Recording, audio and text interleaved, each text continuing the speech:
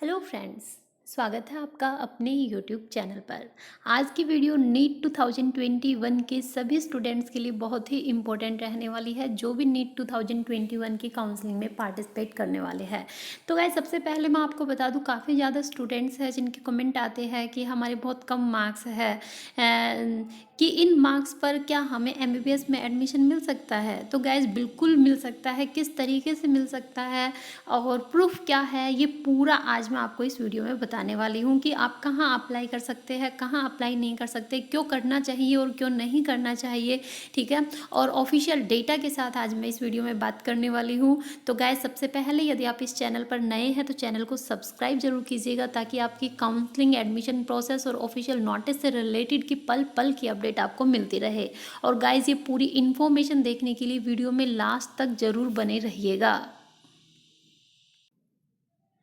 साथ में फ्रेंड्स, यदि आप नीट की प्रिपरेशन कर रहे हैं तो अनअकैडमी आपके लिए लाया है अमेजिंग ऑफर। तो गाइज, अब तक अगर आपने सब्सक्रिप्शन नहीं लिया है तो सबसे पहले सब्सक्रिप्शन लीजिएगा, क्योंकि जो सब्सक्रिप्शन अमाउंट है वो अभी आपकी राइज होने वाली है, बढ़ने वाली है। तो आप देख सकते हैं अभी कितनी है और आगे आपकी कितनी होने वाली है। और सबसे अच्छी बात, आपको प्रिया18 कोड यूज़ करना है ताकि आपको अमेजिंग 10% का डिस्काउंट मिल जाए। तो गाइज, प्रिया18 कोड यूज़ करने से आपको 10% का डिस्काउंट मिलेगा। अब नीट यूजी कॉम्बैट जो कि 28 नवंबर को आपका कंडक्ट करवाया जाएगा, मॉर्निंग 11 AM 45 मिनट्स का रहेगा। 28 क्वेश्चंस पूछे जाएंगे और जो क्वेश्चंस है वो टॉप एजुकेटर्स के थ्रू क्रिएट किए गए हैं। आपको डिटेल्ड वीडियो सॉल्यूशन मिलेगा टॉप एजुकेटर्स के थ्रू। इस टेस्ट के थ्रू आप real time all India ranking अपनी जान सकते हैं और 50 लकी पार्टिसिपेंट्स रहेंगे जिनको अमेजोन वाउचर मिलेंगे 5000 रुपए तक के।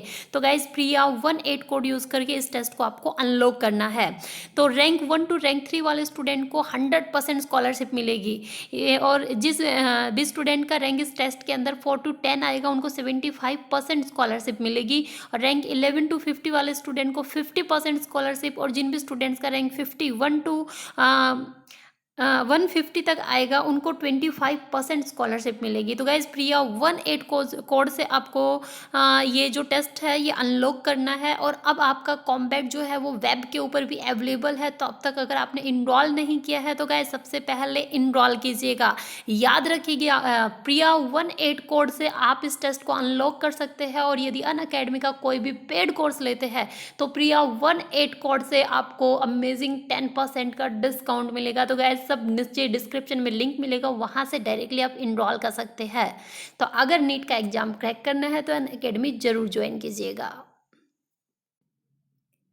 अब फ्रेंड्स, हम बात करते हैं कि किस तरीके से पॉसिबल हो सकता है। जैसे काफ़ी सारे स्टूडेंट्स हैं बोलते हैं कि ऐसा पॉसिबल ही नहीं हो सकता कि इतने कम मार्क्स पर स्टूडेंट्स का एडमिशन हो जाए। तो गाइज, बिल्कुल पॉसिबिलिटी है, कम मार्क्स पर भी स्टूडेंट का एडमिशन हो सकता है। अब देखिए, मिनिमम कितने मार्क्स होने चाहिए, सबसे पहले ये क्लियर होना ज़रूरी है। तो गाइज, जब आपका नीट का रिजल्ट अनाउंस हुआ था उसी टाइम एनटीए ने मिनिमम स्कोर भी जारी किया था क्वालिफाई का। ठीक है, कि ये इन पर्टिकुलर कैटेगरीज के अंदर मार्क्स है जो कि मिनिमम क्वालिफाइंग मार्क्स है, इतने मार्क्स स्टूडेंट्स के होने चाहिए। अब उसका क्या मतलब था, ठीक है, अगर आपने अब तक नहीं देखा है तो मैं वीडियो ऑलरेडी डाल चुकी हूँ मिनिमम क्वालिफाइंग मार्क्स की या मिनिमम कट ऑफ की, तो आप वहाँ से देख सकते हैं। ठीक है, कैटेगरी वाइज दी गई है कि किस कैटेगरी के अंदर मिनिमम कितने मार्क्स होने चाहिए। अब उसका मतलब क्या है मिनिमम कट ऑफ का या मिनिमम क्वालिफाइंग मार्क्स का? तो उसका मतलब गाइज ये है, जिन स्टूडेंट्स के मार्क्स उतने या उससे ज़्यादा है वही स्टूडेंट्स काउंसलिंग के अंदर पार्टिसिपेट कर सकते हैं, उन्हीं स्टूडेंट्स का एडमिशन हो सकता है। यदि उनसे बिलो जिन स्टूडेंट्स के नंबर है उनकी पॉसिबिलिटी नहीं है कि वो काउंसलिंग में पार्टिसिपेट कर सके या फिर उनका एडमिशन हो जाए। ठीक है, फर्स्ट चीज़ तो आपकी ये क्लियर होती है। अब सेकेंड चीज़ कि क्या पॉसिबल है कि कम मार्क्स पर भी स्टूडेंट्स का एडमिशन हो जाए। पॉसिबिलिटी गाइस बिल्कुल है, ठीक है, लेकिन पॉसिबिलिटी किसके साथ बनेगी कि आपको काफ़ी लंबा वेट करना पड़ेगा। ऐसे नहीं है कि आज काउंसलिंग स्टार्ट हो गई, आप पार्टिसिपेट कर रहे हैं और आज ही आपका सिलेक्शन हो जाए, ये पॉसिबिलिटी नहीं होगी। ठीक है, पॉसिबिलिटी क्यों नहीं होगी? क्योंकि जो काउंसलिंग के अंदर पहले राउंड 1 होता है, फिर राउंड 2 होता है, उसके बाद मॉप अप राउंड होता है जो कि ये एमसीसी कंडक्ट करवाती है। तो गाइस, जो राउंड 1 होता है उसकी कट ऑफ काफ़ी हाई होती है। जो मेरिट लिस्ट या आप बोल सकते जो क्रिम होती है, ठीक है, वो राउंड 1 के अंदर सेलेक्ट होती है। ऑल इंडिया कोटा की जो 15% रिजर्वेशन सीट्स होती है वो मोस्टली वो स्टूडेंट्स उसके अंदर होते हैं, ठीक है। जो बेस्ट कॉलेजेस होते हैं वो स्टूडेंट्स लेते हैं। अब गाइज राउंड 1 की कट ऑफ हाई जाती है, रिजल्ट आ जाता है, कॉलेज अलॉटमेंट हो जाता है, ठीक है। रिपोर्टिंग का टाइम दे दिया जाता है। उसके बाद ये पूरा प्रोसेस कंप्लीट होने के बाद राउंड 2 की काउंसलिंग स्टार्ट हो जाती है। और राउंड 2 की काउंसलिंग के अंदर जो कट ऑफ होती है वो राउंड 1 की काउंसलिंग से कम जाती है, ठीक है। राउंड 1 की जो कट ऑफ होती है उससे कम जाती है राउंड 2 की। अब गाइज राउंड 1 राउंड 2 के अंदर जितनी भी वैकेंट सीट बच जाती है, वैकेंट कैसे बच जाती है, काफ़ी सारे स्टूडेंट ऐसे होते हैं जिनको मन चाहा जो कॉलेज होता है वो नहीं मिलता, ठीक है, इसलिए वो ड्रॉप कर देते हैं।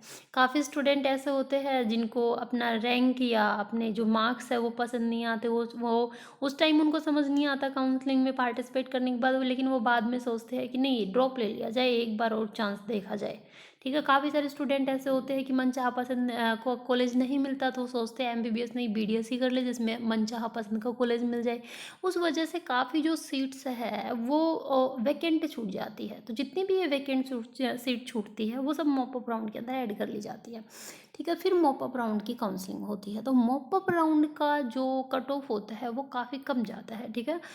अगर मैं 2020 की बात करूं तो 2020 का ऑफिशियल वेबसाइट से आप ऑफिशियल डेटा उठा लीजिएगा, अगर आप ऐसे विश्वास नहीं करते हैं तो, ठीक है। वहाँ से आप उठाएंगे तो आप देखेंगे कि जितने स्टूडेंट सेलेक्ट हुए थे और वो स्टूडेंट जो स्टूडेंट एडमिशन लेना चाहते थे उन सभी का एडमिशन हुआ है, चाहे वो मैनेजमेंट कोटा से हो, चाहे एनआरआई से हो, चाहे जनरल से हो, चाहे ओबीसी से हो, चाहे एससी से हो, एसटी से हो। एससी और एसटी की कट ऑफ तो वैसे ही कम जाती है, ये आप सभी को पता है, ठीक है। लेकिन जो ईडब्ल्यूएस जनरल और ओबीसी इनमें कंपटीशन होता है, इनकी कट ऑफ इतनी कम नहीं जाती है, जनरल की सबसे ज़्यादा कट ऑफ जाती है। तो गैस मैंने ऑलरेडी इससे पहले एक वीडियो डाली है जिसमें नीट 2020 का मॉपअप राउंड का फाइनल रिजल्ट मैंने दिखाया है, ठीक है। तो आप वहाँ से देख सकते हैं या फिर मैं आपको क्लियरली दिखा ही देती हूँ कि कैसे किस तरीके से कम मार्क्स के स्टूडेंट का भी एडमिशन हुआ।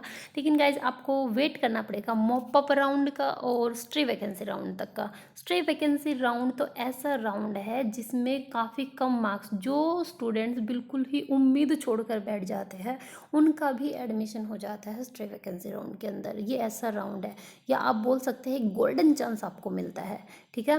क्योंकि मोस्टली जिनके स्टूडेंट्स के अच्छे मार्क्स होते हैं या फिर जो मीडियम स्टूडेंट्स होते हैं जिनके 500 अबव मार्क्स होते हैं वो स्ट्रे वैकेंसी राउंड तक का वेट करते ही नहीं है या कर ही नहीं सकते।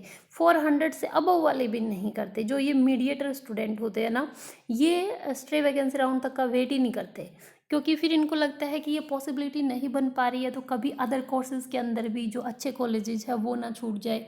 अगर एमबीबीएस नहीं मिल रहा है तो नीट के थ्रू जो और कोर्सेज है उनके अंदर एडमिशन ले लिया जाए। इसलिए जो मीडिएटर स्टूडेंट्स होते हैं वो कभी भी चांस लेते ही नहीं है, वो अदर कोर्स में एडमिशन ले लेते हैं।